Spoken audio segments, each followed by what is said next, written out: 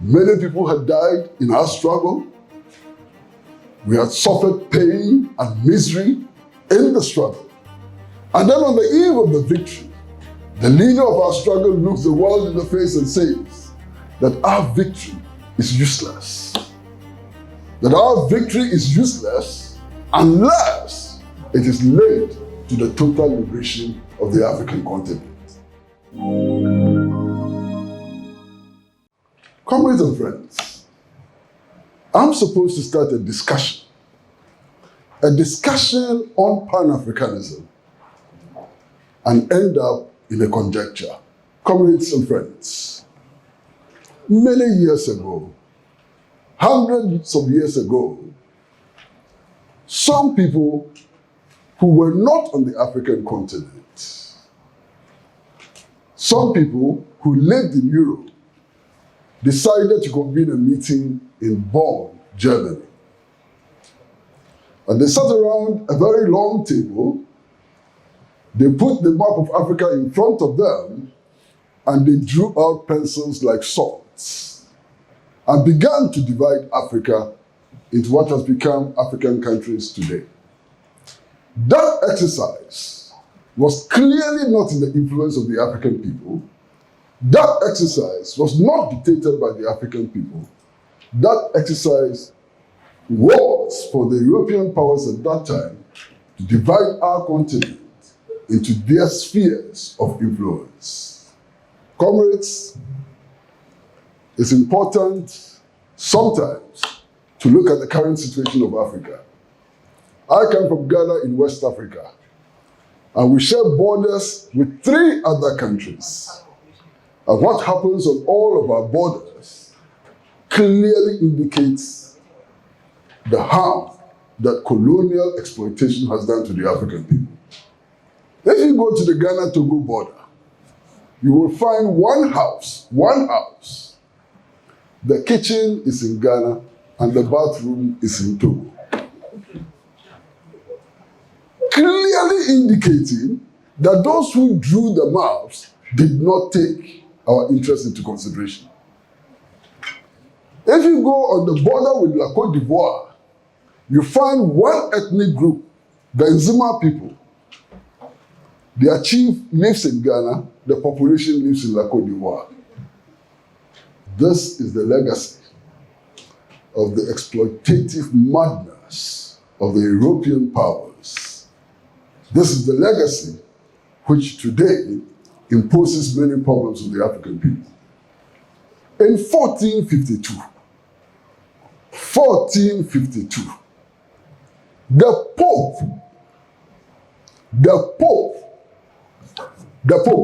the head of the Catholic Church, signed an agreement with King Alfonso of Portugal, the King of Portugal. What was the content of this agreement? The Pope authorized King Alfonso to send missions around the world, especially in Africa, to spread Christianity, and that those who refuse to accept Christianity should be killed, executed.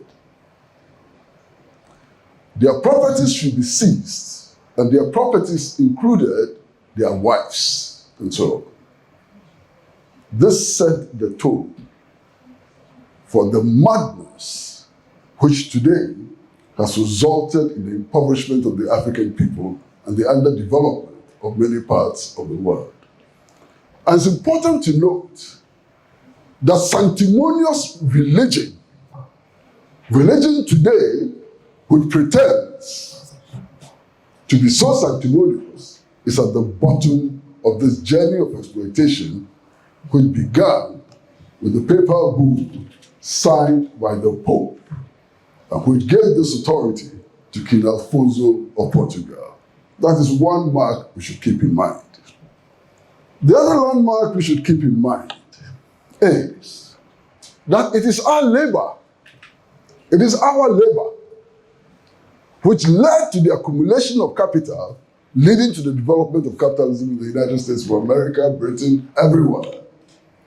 It is us who were used as beasts of burden to produce the cotton, to work the sugarcane fields, to design their houses and so on, we developed the basis of capitalism today. Our exploitation served as the basis for capitalism today. Now, comrades and friends, all of this, our exploitation, our oppression, our dehumanization and so on, led to intense struggle. Our people resisted those who came to capture us as beasts of burden, as slaves. We fought wars, but we lost. And we didn't lose because we were inferior. We lost because we were concentrating on the development of agriculture. We were concentrating on the development of architecture. We were concentrating on how to live in harmony with our environment, when they were concentrating on developing weapons of destruction, on developing the rifle, on developing the gunpowder, and so on. So we did not lose because of our inferiority. We lost because of our very, very, very high standards of humanity. Now, we were captured as beasts of burden. We were shipped all over the world to work the fields in order to develop capital. But the resistance continued. And you all perhaps do know about the resistance which was led by Toussaint Louverture, who defeated the French army under one of the best generals of France, Napoleon Bonaparte, to establish the modern Republic of Haiti. You do know that Haiti was established by a slave, an escaped slave, African slave, who mobilized his forces, who fought the forces of France and defeated them in battle to establish the modern Republic of Haiti. So we fought. That resistance found expression in many forms. There was the Back to Africa movement, which had been supported by Marcus Garvey and others. There were those who believed that we should come back to Africa and develop Africa and so on. There were those who believed in staying in the United States, in staying in the Caribbean, in being accepted as citizens of the world so that we could contribute to build new civilizations and so on. There was the anti-racist battles. And you know, today, in modern times, some of those who have contributed significantly to this anti-racist battles. So many names. The Malcolm X, Martin Luther King, and several others. So these battles have been going on broadly at some point under the banner of the Pan-African movement, Pan-Africanism. It was in 1945 that the leaders of the Pan-African movement worldwide decided to call a congress in Manchester, the United Kingdom. At the end of their deliberations, the Pan-Africanists then decided that the way forward lay in a vigorous struggle against colonialism. It lay in the waging of a national liberation struggle. And after the defeat of colonialism, we needed to unite Africa under the banner of scientific socialism. So for those of us who are on the left and who believe in Pan-Africanism, the resolution of the Manchester Conference served as our blueprint for our march forward into freedom and prosperity. Now, comrades and friends, from 1945 to 1951, the Pan-African movement concentrated its efforts on the liberation of Ghana from the yoke of colonialism. And in 1951, we scored our first major victory in the struggle for independence. Ghana under Kwame Nkrumah became partially independent. That struggle continued until on March 6, 1957, Ghana became also partially independent, and Ghana became a republic in 1960, 1st July 1960.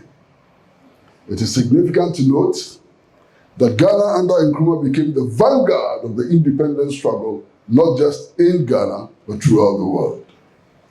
And it is significant also to recall that on the eve of independence, Kwame Nkrumah declared that the independence of Ghana is meaningless unless it is linked with the total liberation of the African continent. That is a significant internationalist proclamation.